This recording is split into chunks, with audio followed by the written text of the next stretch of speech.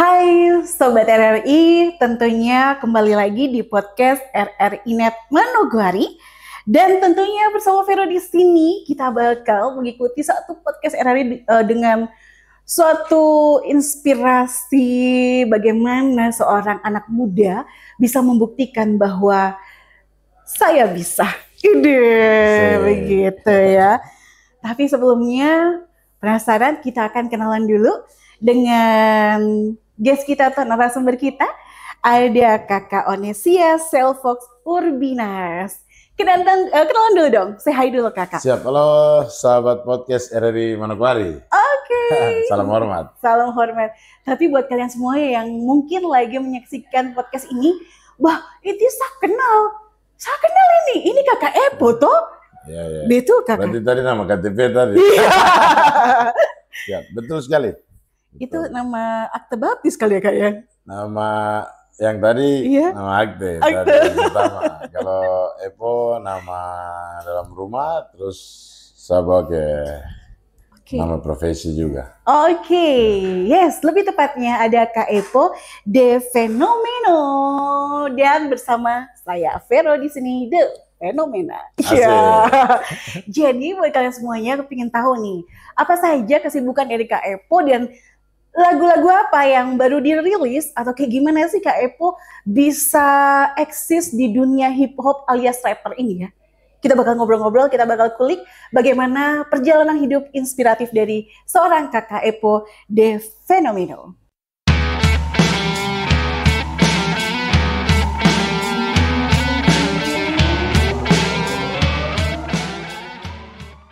Hai Kak, apa kabar? Puji Tuhan, kabar baik. Luar biasa, senyumnya ya sumringah sekali di hari ini. Senyum-senyum Radio Republik Indonesia. Widih, benar ya Kak. Bisa nggak sih Kakak sapa saya, tapi dengan nge-rap gitu ala hip hop? Aduh, ini kayak gimana nih Kak? lumayan lama. Ini Freestyle rap namanya. Oh baiklah. Cuman demi Vero deh, demi Vero. Halo teman-teman semua yang ada di RRI Podcast Manokwari. Saat ini Epo nge-rap, bukan lagi menari. Perkenalkan di sini Epo The Fenomeno, bersama host kita ada Kakak Vero. Ih, seru banget ya teman-teman.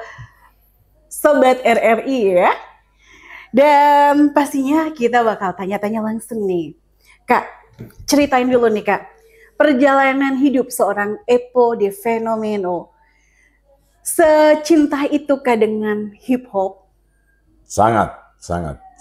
Oke, bisa dimulai. diukur. Oh, bisa diukur. Baiklah, kalau Kakak tadi bilang bisa diukur, tong akan ukur. Kira-kira dari 1 liter sampai 200 liter? Ke 1.500 liter? Kapal tangki. 1 sampai 100? 1.000 hip hop. Ya. Dimulai dari mana Kakak jatuh cinta dengan hip hop ini Kakak? Saya mulai tahu musik rap, mengerti itu musik rap sekitar tahun 2006-an.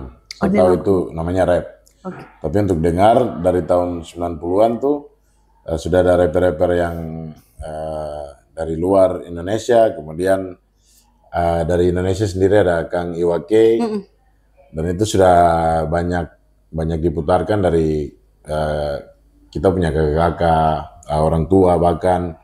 Jadi sudah terinfluence dari situ. Ternyata ada lagu, tapi seperti orang bicara gitu. Cuman bicaranya keren menurut saya. Mereka sedang berbicara banyak lah. Okay.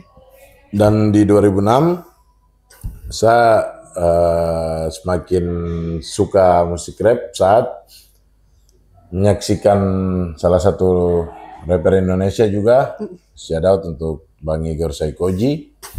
Itu waktu itu beliau datang ke Jayapura, kota Jayapura tahun 2006 di lapangan Brimob, itu dalam undangan komunitas namanya Keluarga Generasi Baru atau KGB. Di situ dengan kreativitas teman-teman ini atau kakak-kakak di KGB itu merangkul banyak anak-anak muda, kasih ini platform, jadi kita bisa punya ruang ekspresi untuk berkarya. Dan di situ Saikoji jadi salah satu gestar. Dulu saya agak lupa nama. Cuman ada 2 rapper dari New York juga didatangkan. Dan situ saya lihat, keren sekali. Jadi saya memang akui bahwa salah satunya saya terinspirasi dari Bang Igor Saikoji. Oke, jadi rapper favorit ya? Ya, salah satu rapper favorit. Yang di Indonesia? Indonesia. Kalau yang di luar negeri, Kak? Luar negeri ada Eminem, Ice Cube, Coolio, dan rata-rata rapper 90-an. Oke. Satu lagu atau musik yang akhirnya ngebuat kakak itu terjun betul-betul dan berdampak betul-betul dunia hip hop ini apa ini, Kak? Mungkin ada inspirasi dari lagu? Album Disciples dari Saikoji dan kawan-kawan itu remake lagu-lagu rohani, di buku lagu rohani yang dijadikan versi hip hop rap. Mereka bikin album rohani Kristen, dan menurut saya itu sebuah wadah dan juga cara bentuk pelayanan yang berbeda, dan itu lewat rap. Di situ saya melihat bahwa ternyata orang bilang, waktu saya belum paham, belum punya knowledge cukup di hip hop, orang bilang lagu hip hop rap ini maki-maki, terus menyerang orang. Ternyata memuji Tuhan dan mengingatkan sesama umat Tuhan itu juga bisa lewat lagu rap, dan di situ saya merasa lagu rap ini punya lagu rap itu adalah salah satu platform untuk tong bicara apa saja. Oke. Salah satu contohnya kayak bagaimana? Kayak seperti kakak bilang tadi, lagu rap itu bisa memuji Tuhan, karena memang lagu dari Saikoji juga ada lagu rohani yang gitu. Kakak bisa dinyanyikan nggak sedikit aja, Kak? Saya agak lupa verse rapnya, cuman ada yang lagu yang saya paling suka tuh, lingkupiku dengan sayapmu di saat badai bergelora. Dan itu ada verse rap di situ, dan menurut saya, keren ya? Keren sekali, dan itu lagu rohani. Terus dong bawa ke versi hip hop, menurut saya. Terus mereka juga manggung di konser-konser hip hop rohani, konser musik rohani. Dan itu juga secara spirit juga masuk ke beberapa kalangan juga, dan waktu itu kedua kalinya mereka datang tahun 2012. 2006 saya nonton beliau masih jadi penonton. 2012 saya jadi salah satu rapper open air di konser hip hop rohani waktu itu. Saikoji di puncak, saya dengan teman-teman kita di musisi lokal khususnya rap di bagian opening. Oke, Kakak. Ada mimpi nggak, atau ada memang proyeknya nanti someday, next time, or maybe begitu, saya akan bikin lagu-lagu rap rohani begitu? Ya, itu salah satu pergumulan juga. Sebenarnya lagi ke arah sana. Jadi ada beberapa lagu yang sebenarnya di dalam lirik itu saya sudah banyak taruh kesaksian. Sebenarnya ada berbicara tentang, kayak saya perilisan terakhir sekali itu ada judulnya Manganggan. Itu hewan mitologi dari cerita kebudayaan Biak, tapi sebenarnya itu melambangkan burung raksasa yang besar terbang di angkasa. Jadi dia terbang dan mengorbit jadi saya tulis lirik tuh, mengorbit layak bintang fajar yang bersinar terang di atas langit musik Papua, ku tetap tenang. Jadi di bagian ref atau chorus lagunya tuh, no one can bring me down, no one can bring me down, never and never. Terus apa ya? Saya lupa lagi. I'm strong because of God. Saya kuat karena Tuhan gitu. Jadi saya tidak akan pernah jatuh kalau bukan Tuhan yang suruh saya jatuh. Tepuk tangan dulu dong. Di podcastnya RRI Manokwari ini ribuan orang datang loh. Sambil dengerin kakak. Serius ya? Serius dong. Terima kasih, luar biasa. Ada fansnya kakak yang udah nunggu di luar nih kayaknya nih. Lihat nih kak. Di balik kaca tuh kan. Luar biasa. Saya biasa sebut teman-teman yang jadi nama fanbase tuh, jadi nama panggung Epo De Fenomeno, fanbase-nya De Fenomania. Cuman saya bilang not fans but fans, bukan fans tapi fans. Keren ya. Kalau fenomena kayak Vero nggak deh? Itu kayaknya tempat khusus. Tempat khusus ya, baiklah. Contohnya sini lagi podcast nih, jadi banyak space bicara nih. Kak, kalau bisa flashback nih, di masa lalu pada saat kakak mulai pertama-pertama nih nge-hip hop, rap gitu. Bagaimana tanggapan orang tua kak? Oh, sangat-sangat menolak Oke. karena orang tua mau kuliah, selesai kuliah harus kerja di kantor. Jadi bahasa yang sering-sering dengar tuh, kamu kuliah tinggi-tinggi supaya kamu kerja, supaya kamu jadi orang. Ya, saya pikir berarti sekarang kamu apa ya, orang kamu bukan ya? Ya, saya bapak almarhum salah satu cambuk yang juga menjadi inspirasi besar, yang waktu itu sempat pernah marah sekali, bahkan kamu keluar dari rumah sini, kamu bikin lagu-lagu apa? Lagu baribut saja. Dan itu ternyata menginspirasi saya membuat satu movement acara, saya bisa berani bilang kalau itu acara hip hop rap terbesar di tanah Papua, namanya Papua Baribut, itu saya yang bikin. Itu terinspirasi nama Baribut itu sendiri dari almarhum bapak, dari apa kemarahan itu tuh. Jadi nyanyi apa nih, karena beliau juga bisa nyanyi, main alat musik. Jadi menurut dia musik ini nge-rap itu kayak agak sedikit ya beda zaman ya. Oke. Jadi itu inspirasi, dan memang benar-benar saya juga karena menurut saya kebanyakan waktu yang saya taruh di tempat lain, khususnya juga fokus di musik ini, akhirnya saya juga lalai untuk membagi waktu sehingga saya tidak selesai dalam masa kuliah. Jadi saya ini sudah 4 kampus, belum selesai semua. Jadi pertambangan sudah, terus hukum sudah, lingkungan sudah, terus terakhir jurusan musik juga sudah, tapi semua telah selesai. Jadi saya selesaikan sendiri, makanya gelarnya sarjana hip hop. Oh, sarjana hip hop. Tapi bukti nyata kakak bisa membuktikan ke orang tua kalau apa ya, hip hop yang dibilang lagu bicara-bicara. Ya. Tapi itu mempunyai impact yang positif ya kak ya, bagi kakak ya.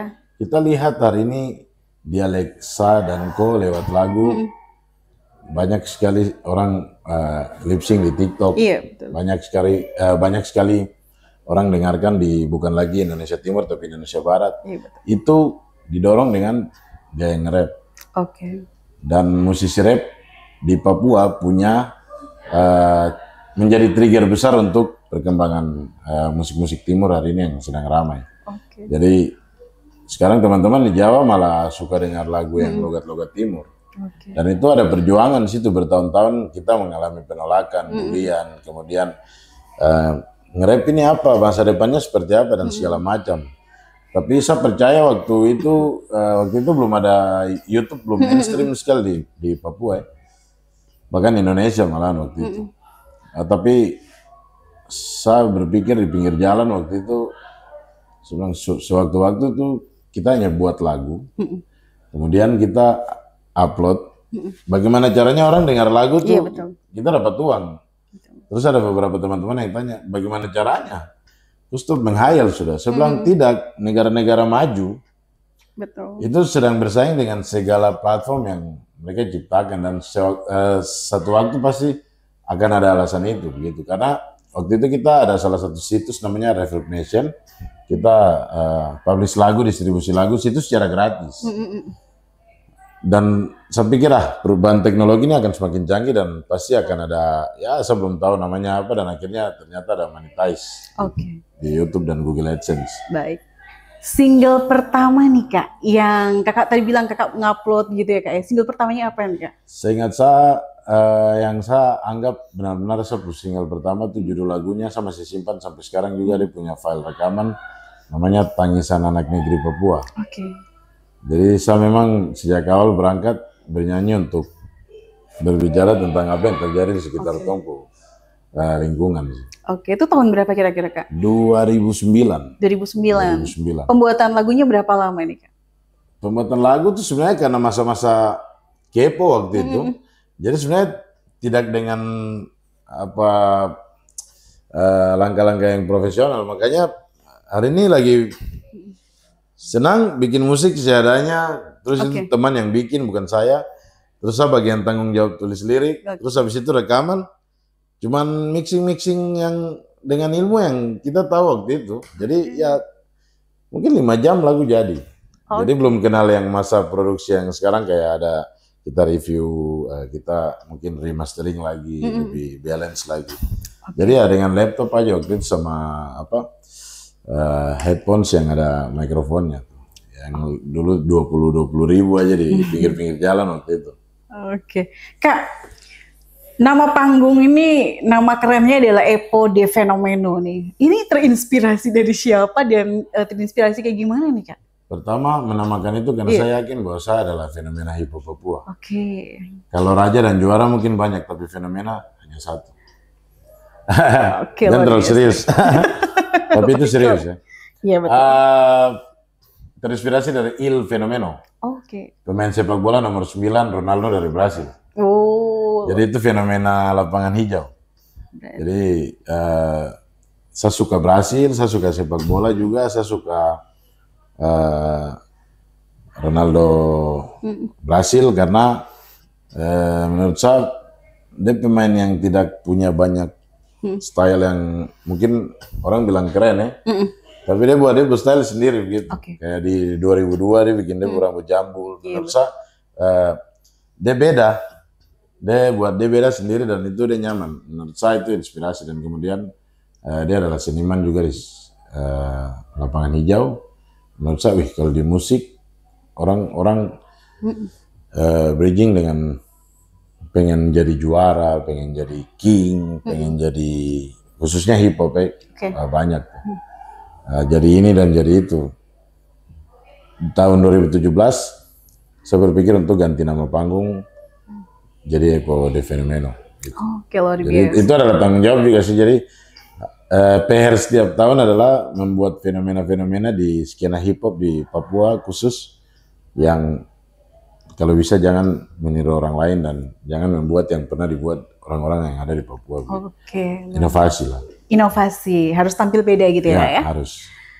Nah, Sobat Podcast RRI Manokwari, tentunya kita masih berbincang dengan Kak Epo dan tentunya kita bakal melihat nih bagaimana pendapat Kak Epo tentang hip hop yang ada di Manokwari ini Kak.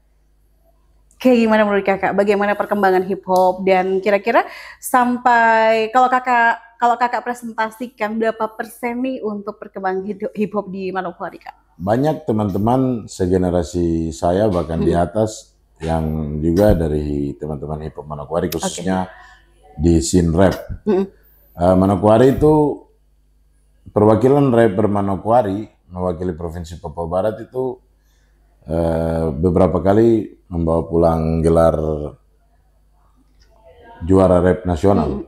Dulu ada NRC atau National Rap Competition.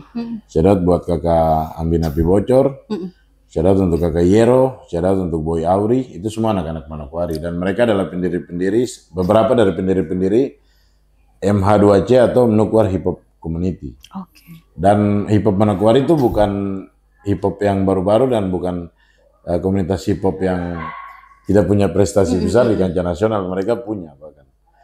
Cuman menurut saya mungkin karena saya disclaimer nih, masalah pekerjaan toh semua punya hak dan juga semua punya jalur dan berkat masing-masing. Jadi kakak-kakak dan teman-teman ini sudah punya berkat yang Tuhan kasih, jadi mungkin ada yang kerja di kantoran dan mungkin masalah waktu. Jadi menurut saya hip hop di Manokwari ini sedang belum ada aktivasi. Belum ada aktivasi.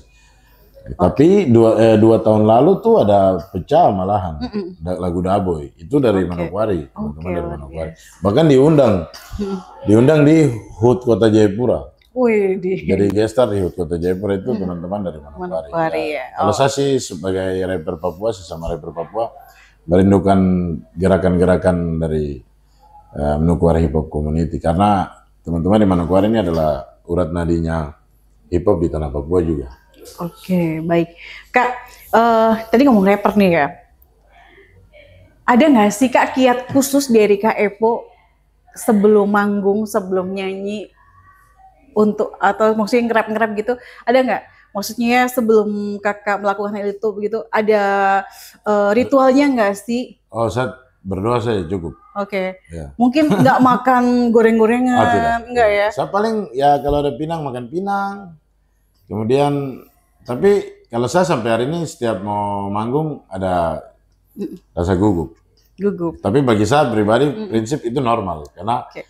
menurut saya kalau sampai dengan hari ini masih gugup itu berarti saya merasa bahwa saya baru pertama kali naik panggung. Supaya saya belajar untuk mengingatkan diri sendiri bahwa kita baru mulai, saya baru mulai. Jangan pernah merasa besar. Kita tetap masih belajar dan masih banyak proses. Jadi gugup itu saya sengaja tidak mau berusaha hilangkan.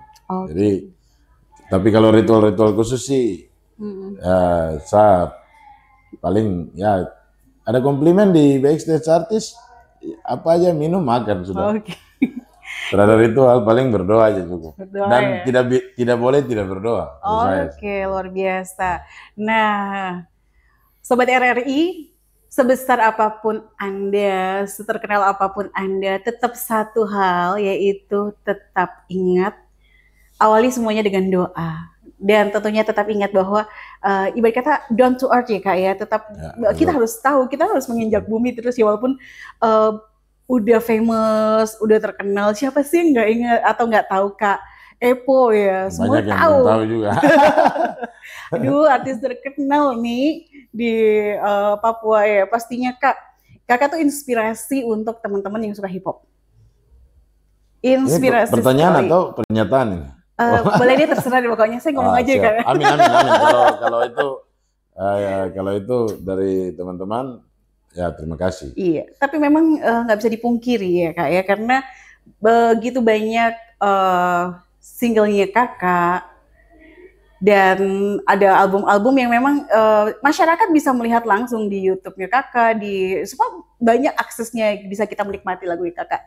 Nah Kak, berbicara tentang single, tentang album, sampai sekarang ini sudah ada berapa single atau album yang udah Kakak buat atau Kakak create? Kalau single yang dirilis atas nama Epo Fenomeno itu puluhan lah. Puluhan ya. Tapi kalau di total lagu ciptaan tuh ada banyak lagu juga yang saya cipta kasih orang lain yang nyanyi.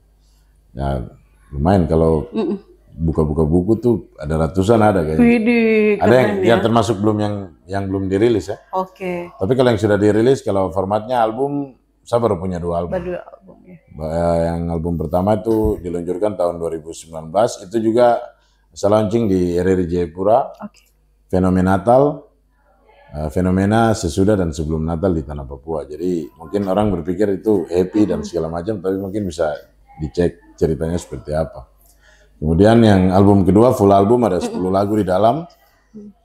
Itu judulnya Jayapura Rap. Jayapura Kota Rap.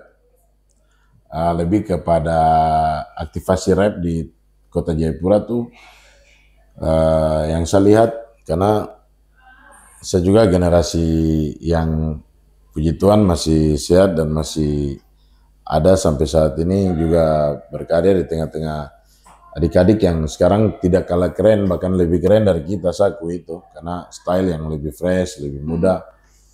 Tapi kita masih eksis sampai saat ini. Menurut saya musik rap atau industri kreatif dalam subsektor musik rap ini sendiri khusus di Kota Jayapura yang saya lihat itu sudah punya income. Sudah punya income. Sekarang tergantung bagaimana manajerial kita masing-masing saja sih. Dan konsistensi. Biasanya baru lari jatuh, aduh kayaknya saya bukan di sini. Saya belok. Tapi terkadang tong lupa bahwa ternyata sudah tinggal 5 meter lagi, cuman tong pilih menyerah gitu. Karena saat tahun ini selesai 2025 genap 17 tahun sebagai seorang rapper. Oh luar biasa, 17 tahun. 17 tahun sebagai seorang rapper dan sudah banyak sekali karya-karya yang Kak Epo tulis, Kak Epo hasilkan pastinya di dunia hip hop ini sebagai seorang rapper. Nah, Sobat RRI, kita akan berbincang dengan Kak Epo. Kak, 17 tahun. Waktu yang enggak singkat dan waktu yang enggak enggak pendek nih. Ini lumayan kayak ibarat kata anak itu sudah remaja. Ya, kadang-kadang terhitung juga, tapi pas nanti ada yang ingatkan kayak kemarin saya buat label musik dan manajemen. Tahu-taunya ada yang adik-adik ingatkan, kakak ini kita sudah 1 dekade manajemen sama label. 10 tahun. Ya 10 tahun, sekaligus event yang kita buat juga sudah masuk ke 10 tahun. Oh iya, padahal tema yang kita rilis tuh tidak ada singgung 1 dekade atau 10 tahun. Akhirnya kita selipkan. Karena baru ingat di tengah-tengah jalan, karena kadang-kadang masih merasa bahwa baru mulai kemarin. Baru mulai kemarin, jadi 17 tahun ketika disebut itu, lama sekali. Tapi untuk kalau rasa sendiri tuh kayak, masih banyak yang belum selesai, masih banyak yang belum bisa bikin, bagaimana untuk rap lebih dari hari ini begitu. Kalau tadi sempat disenggol seputaran label nih ya, sudah punya label apa nih Kak untuk musiknya kakak ini? Saya punya label sendiri yang di Papua, itu resmi perusahaan, namanya Room Fararur, CV Room Fararur. Nama label recordingnya Room Fararur Studio Record, dan itu dibuat tahun 2015 sampai sekarang. Sudah sekian berapa artis lah kita orbit di dalam. Kalau boleh tahu, tadi kakak bilang ada sekian berapa artis itu. Bisa disebutin nggak kak? Di-spill tipis-tipis juga nggak apa-apa. Ada Om Con SB. Om Con SB yang punya lagu Jika Mantan Anda Mulai Minta Balikan itu. Itu diproduksi dari Room Fararur. Kemudian ada Nanji Yosep yang saat ini itu dari Merauke. Om Con dari Jayapura. Kemudian ada Randy. Atau Randy, kemudian ada Reparty, itu formatnya grup. Kalau pernah lihat ada fenomena Power Rangers di Kota Jayapura, itu dari kita, dari manajemennya kita, itu gimmick yang saya coba rancang untuk blow up satu grup rap lagi di Kota Jayapura, yaitu Reparty. Terus saya sendiri masih merangkap talent, dan beberapa yang ada talent akustik kita pernah produksi albumnya. Terus lagu daerah juga sudah. Kemudian kita lagi mau sekarang lebih ke bantu orang-orang tua, yang dimana musisi-musisi legend di tanah Papua lebih ke distribusi digital. Terus kayak kemarin yang lagi rame kayak masalah royalti digital, musik publishing, dan lembaga manajemen kolektif itu. Kebetulan saya juga praktisi itu. Kemudian punya jejaring juga sama Kementerian Hukum untuk masalah hak kekayaan intelektual. Makanya kita lagi coba untuk bikin movement namanya MAHAL, atau Mari Amankan Hak Digital, buat musisi-musisi yang senior. Biasa saya bilang sepatu, atau seniman Papua tua mahal, sepatu mahal, seniman Papua tua Mari Amankan Hak Digital gitu. Jadi mereka kan dulu rilis karya tuh dari kaset. Kita coba mau untuk karya-karya hebat ini, dia ada di digital platform, kemudian bisa didengarkan, tetap lestari, dan kita orang tua ini juga dapat dampak ekonomi dari situ. Jadi musik is legacy, jadi itu juga harus jadi warisan buat turun-temurun, dan itu karya, dan karya itu apapun bentuknya itu mahal. Berbicara tentang royalti nih Kak, ini kan yang menarik nih ya. Pendapat Kak Epo sendiri, Kak Epo ini sebagai musisi ya, menurut kakak, royalti yang sekarang sempat isunya kemarin tuh sedang panas-panasnya, kafe-kafean. Iya benar. Kalau putar 10 lagu berarti kamu harus kasih royalti nih. Nah Kak, menurut Kak Epo, Kakak setuju nggak sih dengan hal tersebut? Dan jika setuju, kira-kira berapa persenkah seorang musisi yang ingin menyanyikan atau mengcover lagunya Kak Epo? Dan setuju nggak dengan fenomena cover-coveran yang sekarang lagi marak di YouTube nih Kak? Jadi ini dari yang diputar di kafe dulu ya, karena ini segmennya berbeda nih yang cover sama yang di ini. Jadi kan musisi tuh menurut saya terbagi dua. Ada musisi reguler yang tidak punya karya tapi memainkan karya milik orang lain.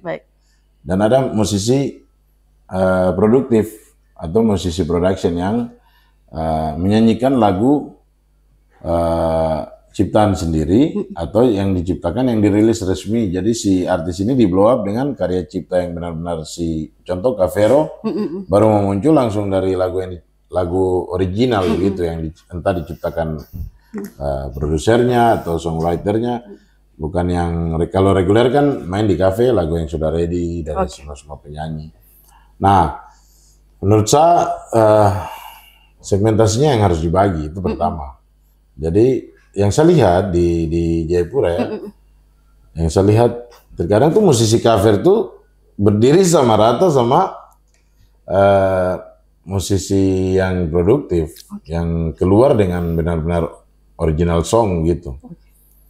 Menurut saya agak rancu karena pasti si musisi yang ini akan teriak, makanya branding bagus, makanya jaga-jaga berpakaian dan segala macam. Padahal kan sebenarnya simple sih, sebenarnya tinggal teriak makanya punya link, sebenarnya kan begitu. Benar. Nah, cuman kalau saya sih kembali lagi, asalkan kita memahami segmen itu, sebenarnya semua musisi itu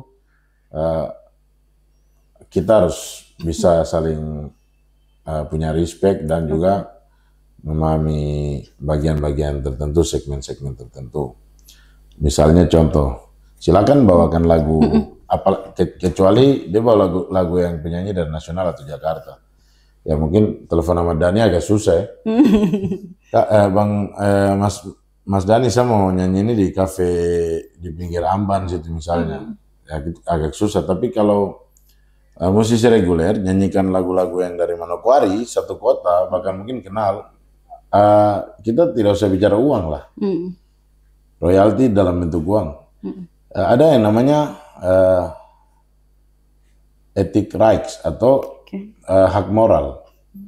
Jadi kita tinggal kontak aja, permisi, saya mau nyanyi kok lagu di kafe, jamming-jamming aja, tapi kita juga dibayar. Oh, ketika diizinkan silakan. Nah, itu kan kita dengan minta izin tuh kita mengapresiasi pencipta lagunya. Begitu. Bukan tentang uang, apresiasi itu bentuknya macam-macam. Itu yang disebut dengan ethic rights atau hak moral.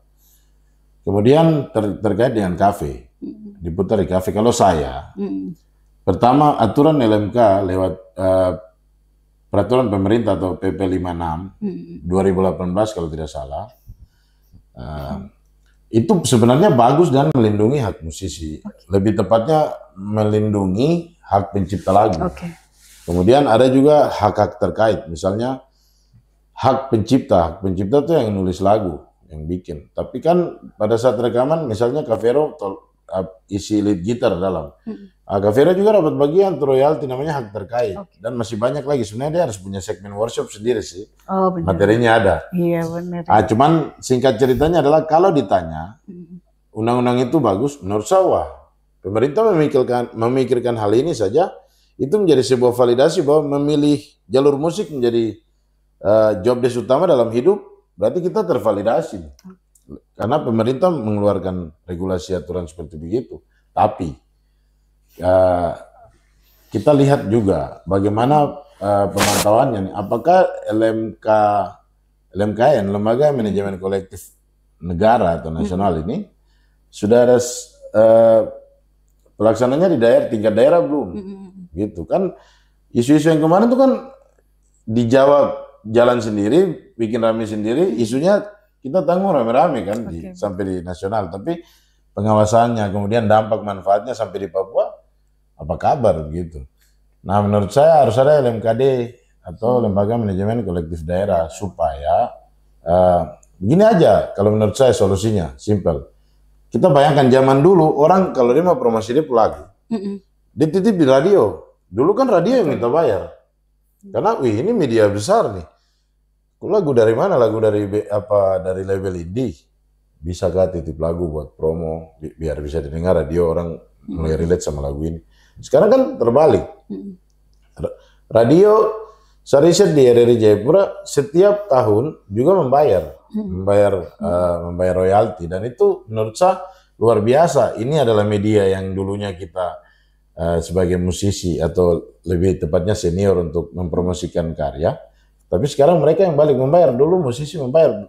Wah ini secara regulasi dan juga aturan pemerintah, ini sangat menolong sekali. Tinggal distribusinya jelas tidak ke pemilik hak cipta. Tapi kalau kita bawa ke zaman sekarang, lagunya kita diputarkan di mall atau di kafe, sebenarnya membantu juga. Karena itu bagian dari meningkatkan exposure. Atau tiba-tiba orang yang belum pernah dengar Epo de Fenomeno, tiba-tiba, lirik ini kayak relate sama situasi yang saat ini. Ini lagunya siapa? Di situ, hari ini ada 300 orang masuk di salah satu mall di Manokwari, mendengarkan, atau di salah satu kafe di Manokwari, mendengarkan satu lagu itu. Kemungkinan ada 3-30 yang akan searching dan mencari. Di situ saya dapat exposure 30 stream atau 30 penonton. Kemudian kalau mereka relate dengan lagu-lagu ini, mereka akan share lagi.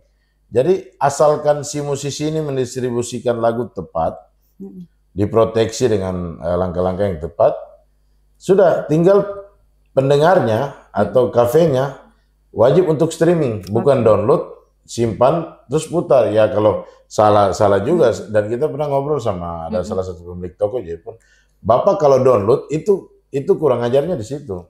Tapi kalau Bapak stream di Spotify atau YouTube dan segala macam, dampak ekonominya kami dapat. Tapi kalau di download buat diputar tiap hari, ya sudah, Bapak untung kami rugi. Simpel aja begitu. Jadi menurut saya plus minus. Yang penting daerah bisa dapat manfaat yang sebenar-benarnya. Luar biasa ya. Jadi ada biar kata ada untungnya buat kita juga, ada ruginya juga buat kita musisi ya Kak ya. Nah Kak, pasti sih dengan cerita atau ngobrol tentang bagaimana sih Kak Epo di dunia hip hop ini ya, seorang rapper begitu Kak. Sempat tadi Vero nanya ini lagu-lagu yang kakak bikin, ada yang lagu Manggangan ya. Kak, sebelum kita ending nih, kakak ceritain dulu dong, lagu Mangganan ini sebenarnya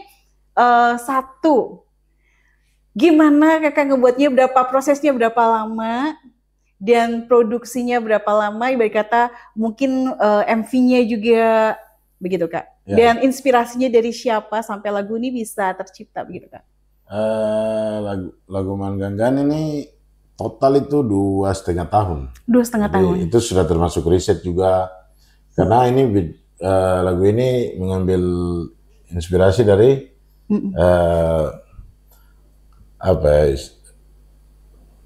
totem atau mitologi dari kebudayaan Biak, dari kebudayaan saya sendiri, dari suku Biak. Jadi Manggangan itu burung raksasa yang besarnya dan menyerupai seperti elang raksasa begitu. Dan saya mengambil inspirasi dari situ. Dan ada satu filosofis juga ketika bertemu dengan salah satu, bisa dibilang secara bahasa Indonesia kepala suku, tapi di kampung itu dibilang Mananwir. Mananwir itu kayak tribal chief gitu.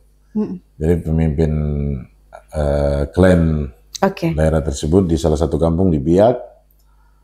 Jadi kita sharing-sharing santai sebenarnya di waktu Natal. Dan beliau tuh kasih pujian, tapi dalam bentuk filosofis, mengambil dari cerita-cerita rakyat sendiri. Karena komunikasi orang-orang Biak tuh yang saya dapati adalah tidak berbicara langsung, tapi metafor atau hiperbola. Jadi ada banyak makna dalam situ. Jadi dia bilang, anak tetap menyanyi, tetap pegang apa yang kau kejar, dan kejar terus target yang kau pegang seperti Manggangan. Dimana ketika seekor elang besar dia mencengkeram target ikannya dalam air, semakin ikan itu dia bergerak, cengkeraman itu semakin kuat dan ikan itu akan terbunuh mati. Jadi itu merupakan, cakar itu adalah komitmen dan ikan ini adalah target. Jangan pernah lepas sampai kau yakin bahwa itu tetap jadi kau pemilik gitu. Dan ini keren ini. Saya riset, kemudian menurut saya sih belum pernah ada yang bikin lagu rap ya. Tapi kalau lagu daerah ada, ternyata saya dapat salah satu, ada orang tua kami di Biak juga ada lagunya. Kebetulan saya kenal baik sama anaknya, Bapak Kobiarik namanya. Jadi saya dapat lagu itu. Tapi saya bikin versi rap dan benar-benar saya cipta beda. Di situ ada lantunan dari Biak yang disebut War, kemudian di situ ada kolaborasi dengan choir, badan suara, di situ ada rap. Kemudian kemarin kita eksekusi di perform pakai full band. Jadi menurut saya sih musikalitas jangan sampai terbatas gitu. Betul. Dan ya kepuasan sih, meskipun sebenarnya kalau jujur penontonnya di YouTube tuh tidak terlalu besar dan lagu itu tidak viral, tapi menurut saya menyelesaikan lagu itu saja itu adalah kepuasan pribadi. Oke.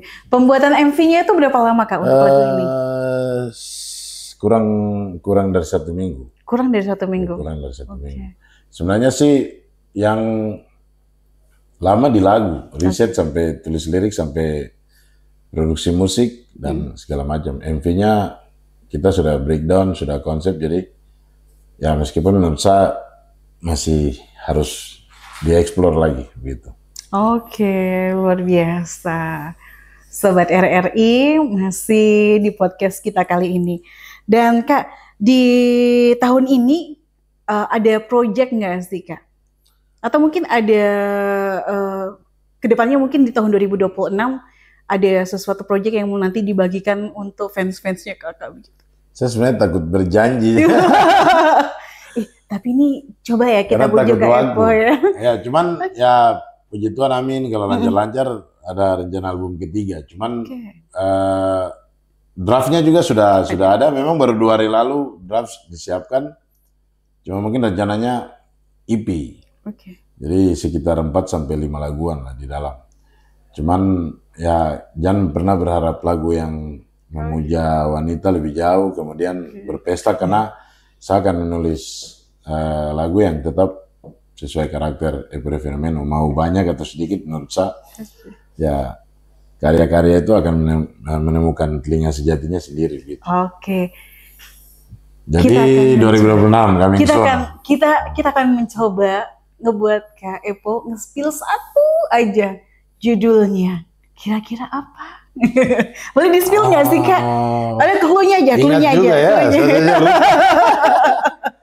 Oke.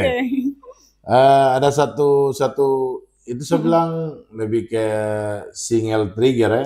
Jadi sebenarnya stylenya akan ada di album itu di 2026, tapi ada salah satu single yang sebagai pengantar lah untuk album itu. Dengan kebetulan harusnya kita tuh datang ke Manokwari sekitar bulan lalu kalau tidak salah, cuman karena ada satu dan lain hal, jadi acara tersebut di cancel. Puji Tuhan dapat kesempatan diundang ke sini, makanya kita melanjutkan karena rencana syuting musik video single ini tuh dari bulan lalu. Cuman baru rencana tadi, dan ini kolaborasi sama teman-teman video maker, visual maker di Manokwari. Jadi luar biasa. Sama dancer juga di Manokwari. Jadi saya pengen bikin project yang ada kolektifan berkarya sama teman-teman di Manokwari. Gitu. Oke, di-spill Kak. Judulnya Tutup Telinga. Ini tutup telinga. Jadi kita diminta untuk tutup telinga. Ya, semua orang diajak untuk tutup telinga ketika banyak penjemo dan segala macam, dan saya juga pun akan lebih banyak menutup telinga untuk berlari lebih kencang gitu. Oke, berarti ini kayaknya lagunya akan lebih condong ke sosial ya Kak, dalam artian seperti kehidupan sosial seperti penjemo atau pembelian yang sekarang lebih luas. Jadi siapapun dia, sebenarnya mulut penjemo tuh hanya kerikil-kerikil yang sebenarnya ketika kau berlari itu kau terasa sih.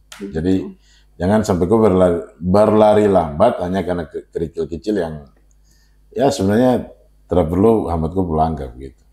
Luar biasa. Wujud kekecewaan juga sebenarnya lagu ini. Jadi ya manusia lah, kita berusaha berjuang membuat baik, tapi ternyata ya begitulah tatanan dunia seperti itu ya begitu. Karena manusia mengecewakan, tapi Tuhan tidak. Gitu. Oke, Kak, tadi kan Kakak katanya akan berkolaborasi dengan rapper-rapper yang ada di Manokwari ya Kak ya? Dancer. Dancer, baiklah. Karena ini single solo, saya tidak featuringan sama sekali. Oke, baiklah. Kakak ini seperti yang tadi Vero udah bilang, Kakak tuh inspirasi loh buat teman-teman hip hop di sini, apalagi di tanah Papua ini Kak, rapper amin.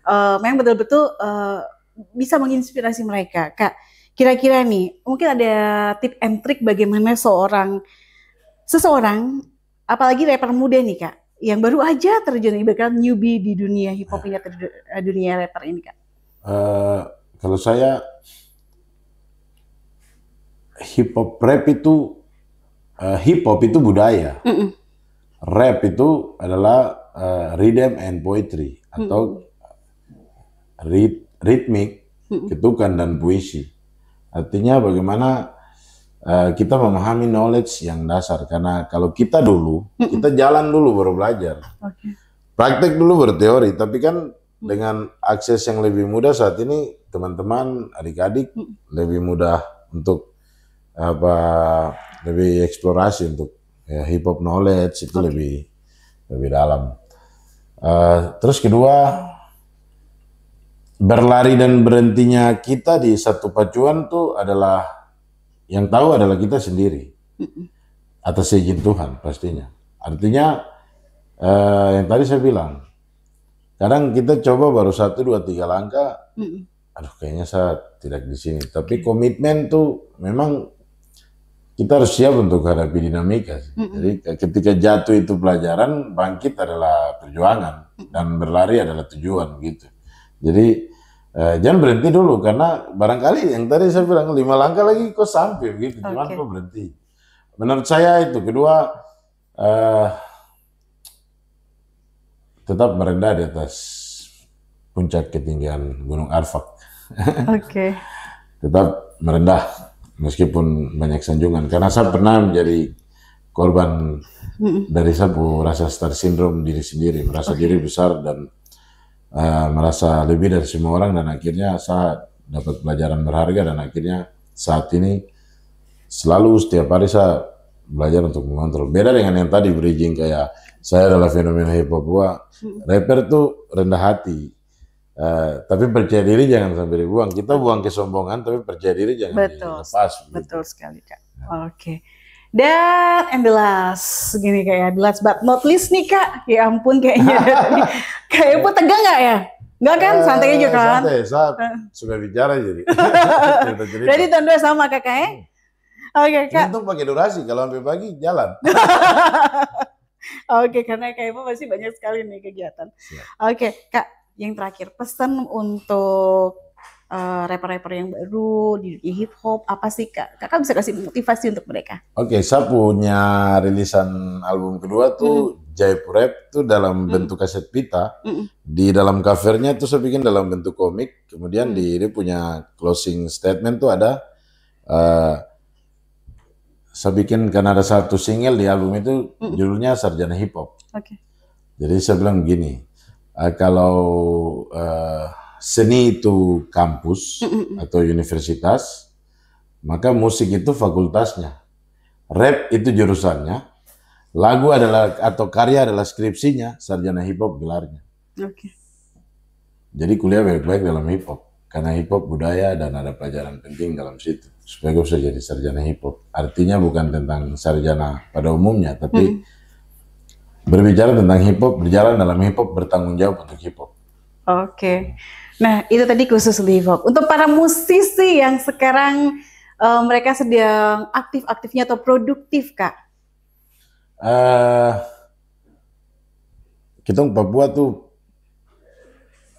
punya karakter dari Sorong sampai Merauke.